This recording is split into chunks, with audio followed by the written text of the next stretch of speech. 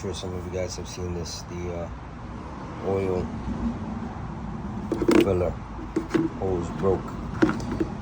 Now goes from here to there, so I'm gonna have to, I ordered the right one, so I ordered this fitting, this filler.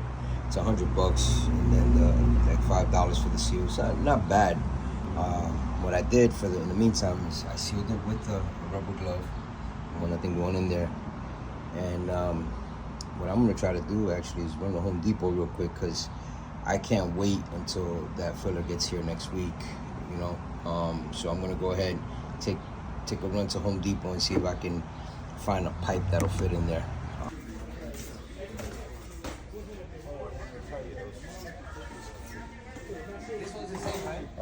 Here we go. So I'm gonna go with this one. And basically this is because I have a clean break on both sides. So I'm gonna use this cap to cover the hole. And there you go. So put the cap on there, and it looks like it's gonna make a good vacuum seal, so I'll find out in a second. Turn it on.